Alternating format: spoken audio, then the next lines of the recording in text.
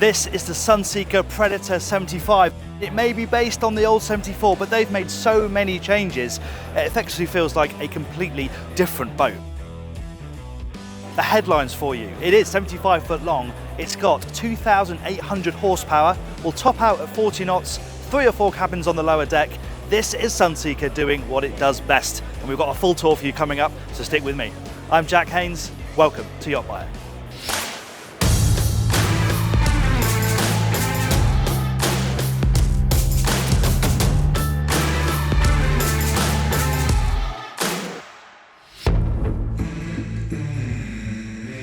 Before we get into it though, make sure you subscribe to the channel, hit subscribe, hit the bell icon, and you'll never miss another tour like this one. We'll start back here because this is where some of the most significant changes over the 74 that this replaces are. You now have equal access up to the cockpit from here.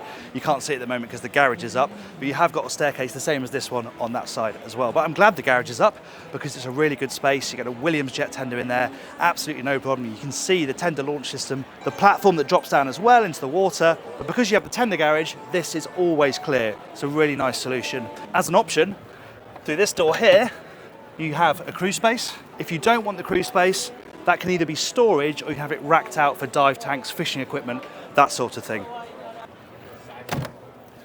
Let's check out the main deck. Some things to pick up on the side deck is the size of the glass here. Look back here. It's almost as tall as me, and you have this lovely swooping line that comes down and meets the coach roof here. It's a fantastic looking boat, the 75, it really is. And then if we move onto the foredeck proper, this is a very important space. Obviously this version hasn't got an upper deck, so you're really relying on this area here as your outdoor living space, and they've properly maximised it. It's a really cool space, this. I like the fact you've got this pram hood cover. The ones with carbon fibre poles and a big tent are all well and good, but they're a bit of a faff to get up. This is very easy. Pull it up, push it down, you've got shade in an instant.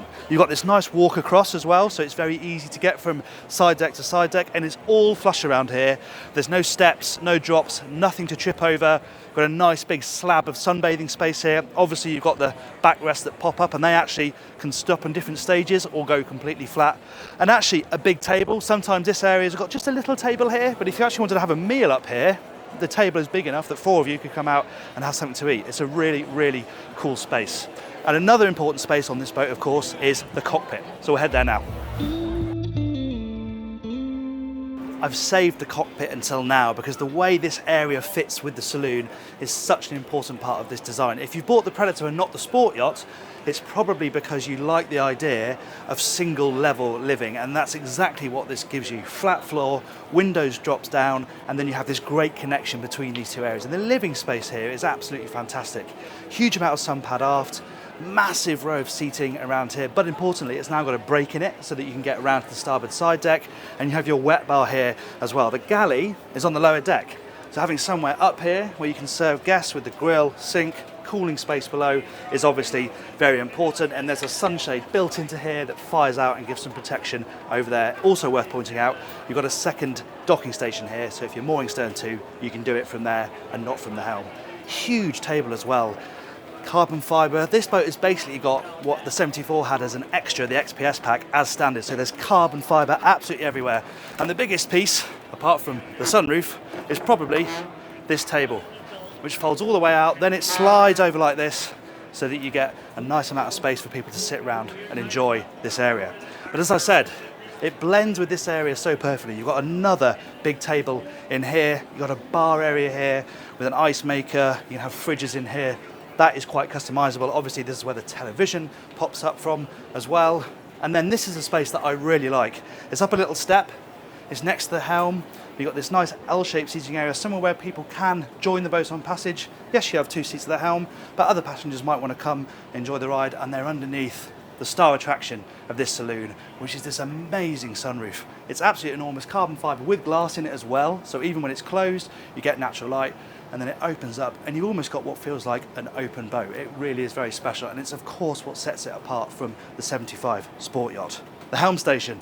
The driving experience is so important on a Predator. This is a 40-knot boat. It's got twin 1900 horsepower V12 engines, so you want a nice place to drive from. You've got these fantastic helm seats, really supportive. really comfortable, fully adjustable, so you can move them close to the helm when you want to. But crucially, you've got this great view forward through this amazing windscreen. It is a really, really cool position. Obviously, very customizable, all digital instrumentation, so you can have that looking however you want. But yeah, it's a great space. Let's head downstairs and check out the accommodation.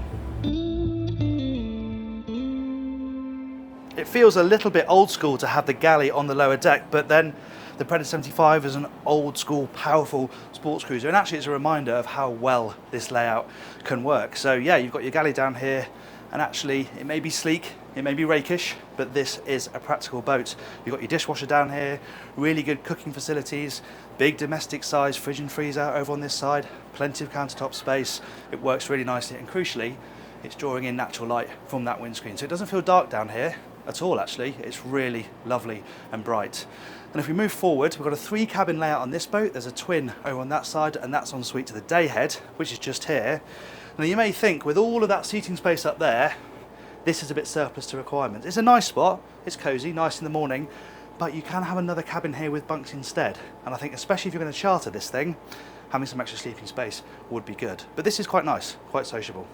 Right forward, we have the king of the guest cabins. This is the VIP. Right forward in the bow here, this has its own bathroom, as you might expect, and this is a really, really good space. Big hull windows on either side, good sized bed. Okay, to climb up into it a little bit, but it is a good size. Loads of storage in here. They've even got room for a nice little bureau down here, and you begin to pick up all of the little detailing that they've worked into this lower deck. But actually, there are better examples of that, I think, in the owner's stateroom, which, whatever you do with the layout, is amidships. It's full beam. As you walk down, you've got some nice big storage cupboards in here, some extra storage for bedding, towels, that sort of thing. And then we come fully amidships, and the cabin spreads out so the owners can enjoy the full beam of this boat. And I talked about the detailing. This actually mimics the original Sunseeker logo. Sunseeker are very big of drawing into their heritage. You can see why, and that's just a little part of it. But the detailing is lovely. Carbon fibre detailing in the doors, nice grey down here, you've got the black detailing on the handles. It's quite masculine, but you know you're on a Predator. You really can feel it. But it's still practical, because you've got a proper walk-in wardrobe on this side, a really good size one for a boat of this style and size. And then over here, of course, you have the ensuite bathroom. Again, good size with a separate shower cubicle, really nicely fitted out. And it's completely flat floor around here as well. It's really easy to move around. Me at 6 foot tall, you can see plenty of headroom above my head. So yeah, it's a really nice, spacious feeling cabin. Again, bureau down here, more storage, and importantly, those huge hull windows. The connection to the water in this cabin is absolutely great. Thanks very much for watching that tour of the Predator 75. If you liked it, please do give the video a like. If you want to watch my sea trial of this boat's little sister, the Predator 65, I'll put that up there for you. If you'd like to subscribe, please click up here. Thanks again for watching. This has been YachtBuyer. I'm Jack Haines.